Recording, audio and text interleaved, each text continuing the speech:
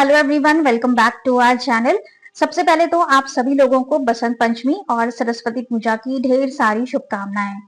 दोस्तों, इस बार जो हमारा बजट 2025 आया है, इसमें कहा जा रहा है कि अगर आपकी इनकम 12 लाख रुपए तक है तो आपको कोई भी टैक्स नहीं देना होगा, क्योंकि आपको सेक्शन 87A का रिबेट मिल जाएगा 60,000 यानी कि 60,000 तक। लेकिन अब एक बात की चर्चा बहुत ज्यादा हो रही है कि अगर हमारी इनकम 12 लाख से थोड़ी सी भी ज्यादा हो गई, 1,000 रुपए ज्यादा हो गई या 100 रुपए ज्यादा हो गई, तो क्या हमें स्लैब रेट के हिसाब से ही टैक्स देना होगा?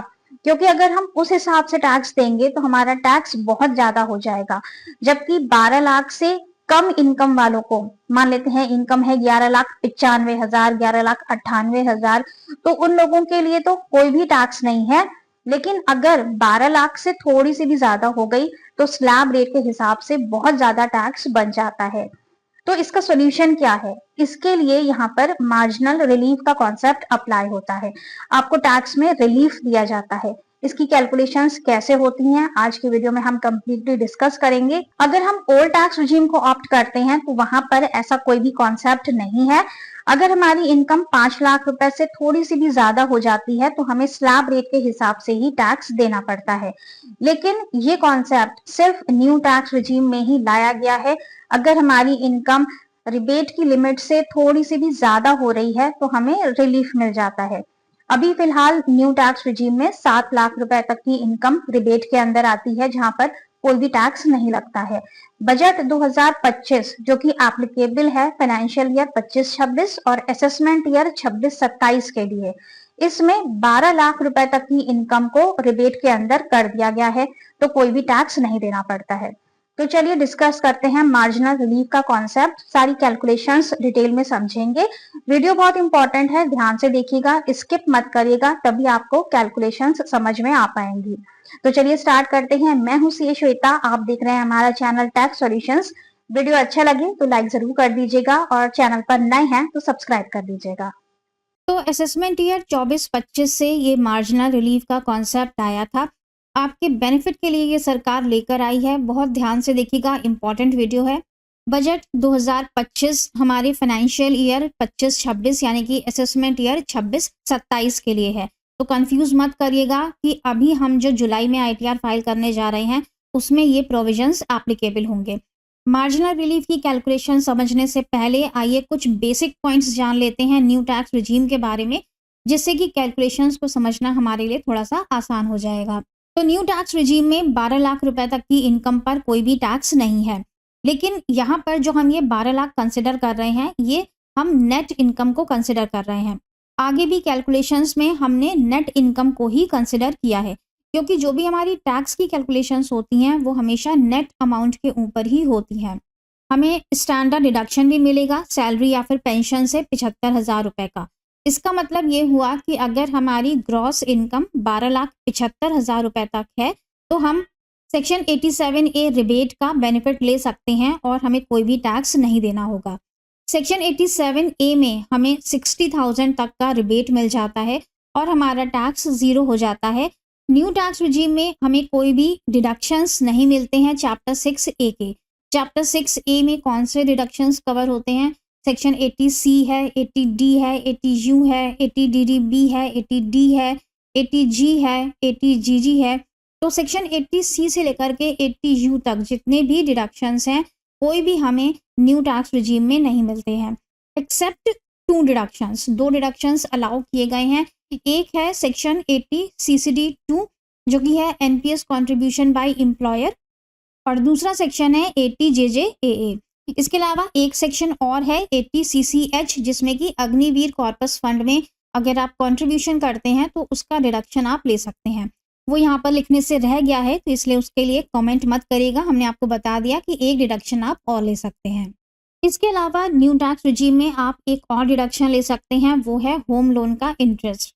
लेकिन यहाँ पर एक कंडीशन है कि अगर आपका घर रेंटेड है, आपने उसे किराए पर उठाया हुआ है और आपको रेंट रिसीव हो रहा है, तभी आप होम लोन के इंटरेस्ट का डिडक्शन ले पाएंगे। अगर आपका हाउस सेल्फ ऑक्यूपाइड है तो उसके लिए होम लोन इंटरेस्ट का कोई भी डिडक्शन नहीं मिलता है। और प्रिंसिपल पोर्शन जो कि कवर होता है 80C में, उसका डिडक्शन तो न्यू टैक्स रिजीम में बिल्कुल भी नहीं मिलता है, क्योंकि 80C न्यू टैक्स रिजीम में अलाउड नहीं है। ओल्ड टैक्स रिजीम में अगर ऑप्ट करेंगे तो आप इंटरेस्ट पोर्शन और प्रिंसिपल पोर्शन दोनों का डिडक्शन ले सकते हैं। तो न्यू टैक्स रिजीम में हमें सेल्फ ऑक्यूपाइड हाउस पर होम लोन इंटरेस्ट का डिडक्शन नहीं मिलता है। इसके बाद इंपॉर्टेंट पॉइंट क्या है कि सैलरीड एम्प्लॉयज अगर न्यू टैक्स रिजीम को ऑप्ट करते हैं तो वो स्विच कर सकते हैं। इस साल आपने न्यू टैक्स रिजीम ली है तो आप अगले साल ओल्ड में स्विच कर सकते हैं, उसके नेक्स्ट ईयर आप फिर से न्यू में स्विच कर सकते हैं। तो सैलरीड पर्सन्स और पेंशनर्स के लिए कोई भी रेस्ट्रिक्शन नहीं है, आप स्विच ओवर हर साल कर सकते हैं। लेकिन अगर आप बिजनेसमैन हैं या फिर आपकी प्रोफेशन से इनकम आती है तो आपको न्यू टैक्स रिजीम पूरे लाइफ टाइम में सिर्फ एक बार ही मिलेगी। सिर्फ एक बार ही आपको मौका मिलेगा कि आप स्विच कर सकते हैं, हर साल आप स्विच नहीं कर सकते हैं। इसीलिए आपको ओल्ड टैक्स रिजीम या न्यू टैक्स रिजीम को चूज करते समय ध्यान रखना होगा कि आप बार बार स्विच ओवर नहीं कर पाएंगे। अब अगर हम बात करें कि हमें न्यू टैक्स रिजीम ऑप्ट करनी चाहिए या ओल्ड टैक्स रिजीम ऑप्ट करनी चाहिए, तो यहाँ पर आपको ध्यान देना होगा कि अगर आप न्यू टैक्स रिजीम में जाएंगे तो 12 लाख रुपए तक की इनकम पर कोई भी टैक्स नहीं लगेगा। लेकिन ये सिर्फ सैलरी या फिर पेंशन की इनकम के लिए प्रोविजन है। अगर आपकी कोई स्पेशल कैटेगरी की इनकम है, जैसे कि शॉर्ट टर्म है, लॉन्ग टर्म है, ऑनलाइन गेमिंग है, विनिंग्स हैं, क्रिप्टो है, तो आपको उस पर अलग से टैक्स देना होगा। और 12 लाख से अगर आपकी थोड़ी सी भी इनकम ज़्यादा होती है, जैसे कि 12,05,000 हो गई, 12,10,000 हो गई, तो आपको मार्जिनल रिलीफ का बेनिफिट न्यू टैक्स रिजीम में मिल जाता है। वहीं अगर आप ओल्ड टैक्स रिजीम में ऑप्ट करेंगे तो वहाँ पर आपको मार्जिनल रिलीफ नहीं मिलेगा। अगर 5 लाख से आपकी इनकम 100 रुपये भी ज़्यादा हो गई या 1 रुपये भी ज़्यादा हो गई तो आपको स्लैब रेट के हिसाब से काफ़ी ज़्यादा टैक्स देना पड़ता है। लेकिन जो भी स्पेशल कैटेगरी इनकम्स हैं, online gaming, crypto, short term, long term, ये सब 5 लाख की लिमिट के अंदर कवर होती हैं। पूरा टोटल मिलाकर जितनी भी आपकी इनकम आ रही है, चाहे वो किसी भी तरह से आ रही हो, जितनी भी आपकी इनकम आ रही है, अगर वो 5 लाख रुपए के अंदर आ जाती है तो पूरा टैक्स ज़ीरो हो जाता है। बट न्यू टैक्स रिजीम में थोड़ा सा कॉन्सेप्ट अलग है, यहाँ पर आपको स्पेशल कैटेगरी इनकम पर अलग से टैक्स देना पड़ता है।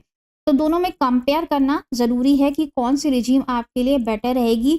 ऐसा कोई भी स्पेसिफिक रूल या फंडा नहीं है जो स्पेसिफिक पर्सन के लिए बता दे कि इसके लिए ये चीज़ बेनिफिशियल है। तो कंपैरिजन आपको करना होगा कि कौन सी रिजीम आपके लिए बेटर होगी। तो चलिए देखते हैं कि मार्जिनल रिलीफ में कैलकुलेशंस किस तरह से होती हैं। अब हम एक चार्ट के थ्रू इसे समझने की कोशिश करेंगे। बहुत सिंप्लीफाई वे में हमने यहाँ पर बताने की कोशिश की है कि मार्जिनल रिलीफ में टैक्स किस तरह से लगता है। तो सबसे पहला कॉलम है हमारा नेट टैक्सेबल इनकम का। नेट इनकम यहाँ पर इस कॉलम में लेंगे हम, और ये वो नेट इनकम है जो हमारी ग्रॉस में से सारे डिडक्शंस निकाल देने के बाद आती है। मतलब कि जो हमें स्टैंडर्ड डिडक्शन मिल रहा है 75,000 रुपये का, वो हमने माइनस कर दिया है। ये हमारी नेट इनकम है 12 लाख रुपए की। अब 12 लाख रुपए की इनकम पर क्योंकि हमें 87A का रिबेट मिल जाएगा तो हमारा टैक्स निल हो जाएगा। तो टैक्स हमें कुछ भी नहीं देना है, टैक्स हमारा निल हो जाएगा। और यहाँ पर हमें रिबेट कितना मिल रहा है, हमें अप टू 60,000 रिबेट मिलता है। मतलब कि अगर हम इस 12 लाख पर टैक्स कैलकुलेट करें तो वो आता है 60,000। लेकिन 87A रिबेट में ये 60,000 रुपये का बेनिफिट मिल जाता है और हमें कोई भी टैक्स पे नहीं करना पड़ता। लेकिन मान लेते हैं कि हमारी इनकम 12 लाख से थोड़ी सी ज़्यादा हो गई। एग्जाम्पल मान लेते हैं हमारी इनकम है 12,10,000। हमने एग्जाम्पल लिया है 12,10,000 का। आपकी इनकम 12,05,000 भी हो सकती है, 12,06,000 भी हो सकती है। तो हमारी इनकम हो गई 12,10,000 की। क्योंकि यहाँ पर हमें रिबेट नहीं मिलेगा, क्योंकि रिबेट तो हमें सिर्फ 12 लाख तक ही मिलता है। तो यहाँ पर कैलकुलेशंस कैसे होंगी, जैसे ही हमारी इनकम 12,10,000 रुपये होती है तो ये कहा जाता है कि आपको टैक्स स्लैब रेट के हिसाब से ही टैक्स देना होगा। अब अगर हम स्लैब रेट के हिसाब से कैलकुलेट करते हैं तो हमारा टैक्स बनता है 61,500 रुपये का। अब ये तो बहुत ही नाइंसाफ़ी हो गई कि 12 लाख रुपए तक तो कोई भी टैक्स नहीं देना है, लेकिन अगर 12,10,000 इनकम हो गई तो सीधे सीधे 61,500 रुपये का टैक्स। तो इसी चीज़ को सिंप्लीफाई करने के लिए या हटाने के लिए सरकार ने क्या किया, उन्होंने बोला कि आप हमें जितना पोर्शन 12 लाख के ऊपर जा रहा है उतना टैक्स आप हमें दे दीजिए, हमें ये 61,500 रुपये नहीं चाहिए। तो 12 लाख के ऊपर हमारा अमाउंट जा रहा है 10,000 रुपए का। तो हमारा टैक्स कितना हो गया? 10,000 रुपए। ये हमारा टैक्स हो गया, यही हम पे करेंगे अगर हमारी इनकम 12,10,000 रुपए हो जाती है। इसी तरह से अगर हमारी इनकम 12,05,000 रुपए है तो हमें सिर्फ 5,000 रुपए का ही टैक्स पे करना है, ना कि स्लैब रेट के हिसाब से। एक दूसरा एग्जाम्पल लेते हैं। मान लेते हैं कि हमारी इनकम हो गई 12,50,000 रुपए। तो अगर हम स्लैब रेट के हिसाब से कैलकुलेट करेंगे तो हमारा इस पर टैक्स बन जाएगा 67,500 का। लेकिन सरकार क्या कहती है कि हमें ये 67,500 नहीं चाहिए है, आप हमें सिर्फ उतना पोर्शन दे दीजिए जो कि 12 लाख के ऊपर जा रहा है। तो 12 लाख के ऊपर हमारा जा रहा है 50,000 रुपए। तो हमें टैक्स कितना देना है? हमें सिर्फ 50,000 रुपए का टैक्स देना होगा अगर हमारी इनकम 12,50,000 रुपए हो रही है। अगर इन दोनों का हम डिफरेंस निकालेंगे तो हमें कितना बेनिफिट हो रहा है। यहाँ पर हमारा टैक्स 61,000 बन रहा था, लेकिन हमें सिर्फ 10,000 देना पड़ रहा है। यहाँ पर हमारा टैक्स 67,500 हो रहा है, लेकिन हमें सिर्फ 50,000 देना पड़ रहा है। एक दूसरा एग्जाम्पल लेते हैं। मान लेते हैं हमारी इनकम हो गई 12,70,000। तो यहाँ पर जितना पोर्शन 12 लाख के ऊपर है, यानी कि 70,000, सिर्फ 70,000 का टैक्स हमें देना होगा। अगर हम स्लैब रेट के हिसाब से कैलकुलेशन करेंगे तो टैक्स बनता है 70,500 रुपए का। तो यहाँ पर सिर्फ 500 रुपए का ही हमें फ़ायदा हो रहा है। स्लैब रेट के हिसाब से 500 रुपए ज़्यादा बन रहे हैं, और अगर हम मार्जिनल रिलीफ के हिसाब से देखें तो 70,000 बन रहे हैं। तो यहाँ पर सिर्फ 500 रुपए का हमें फ़ायदा हो रहा है।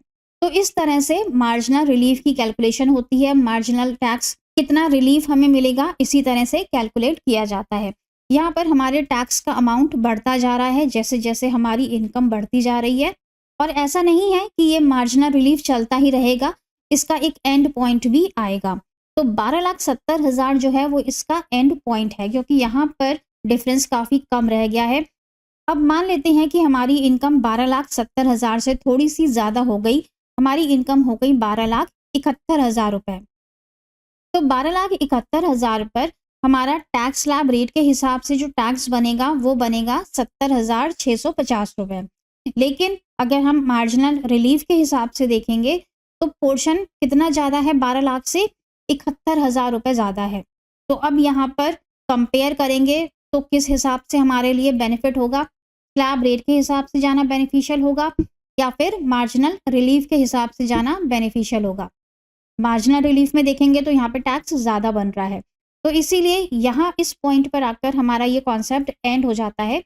मतलब अगर हमारी इनकम 12,70,000 के ऊपर जा रही है तब हम स्लैब रेट के हिसाब से ही टैक्स देंगे, तो वो हमारे लिए बेनिफिशियल होगा। यहाँ पर हमें 70,650 का टैक्स देना पड़ रहा है जो कि कम है, और यहाँ पर हमें 71,000 देना पड़ रहा है जो कि ज़्यादा है। और ये वाली जो कॉलम है हमारी वो मार्जिनल रिलीफ की कॉलम है। तो अब इस इनकम के आगे जो भी हम कैलकुलेशंस करेंगे उसमें हमारा टैक्स स्लैब वाला रेट कम आएगा। अब एक और एग्जांपल ले लेते हैं 12,75,000 की इनकम। अगर हमारी इनकम 12,75,000 रुपए हो जाती है तो इस पर अगर हम टैक्स स्लैब रेट के हिसाब से टैक्स निकालेंगे तो वो बनेगा 71,250 रुपए का। लेकिन अगर हम मार्जिनल रिलीफ के हिसाब से चलेंगे तो यहाँ पर 12 लाख के ऊपर कितना पोर्शन जा रहा है? 75,000 रुपए। तो मार्जिनल रिलीफ के हिसाब से चलेंगे तो हमें 75,000 रुपए का टैक्स देना पड़ेगा। कौन सा बेनिफिशियल है हमारे लिए? हम इस हिसाब से जाएं 71,000 रुपए दें, या फिर हम इस हिसाब से जाएं हम 75,000 रुपए दें? तो जाहिर सी बात है कि हम स्लैब रेट के हिसाब से ही जाना चाहेंगे और कम टैक्स ही देना चाहेंगे। तो यहाँ पर आकर हमारा मार्जिनल रिलीफ का कॉन्सेप्ट एंड हो जाता है। यहाँ पर हमें कोई भी रिलीफ नहीं मिल रहा है।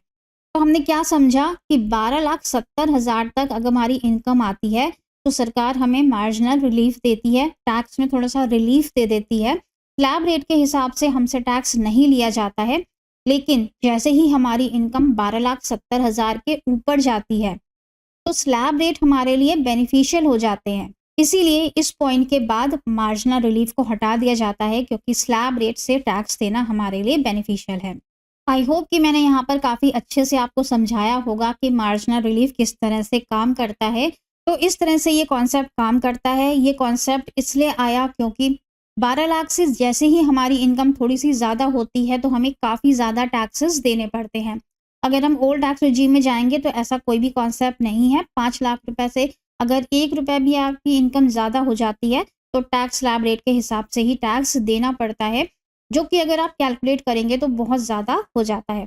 5 लाख से कम इनकम है तो कोई भी टैक्स नहीं, लेकिन 5 लाख 100 रुपये भी हो गई तो काफ़ी ज़्यादा टैक्सेस लगते हैं। So thank you so much for watching this video. I hope ये वीडियो आपके लिए काफ़ी यूजफुल रहा होगा। मिलेंगे नेक्स्ट वीडियो में। Till then stay safe and healthy. Bye bye.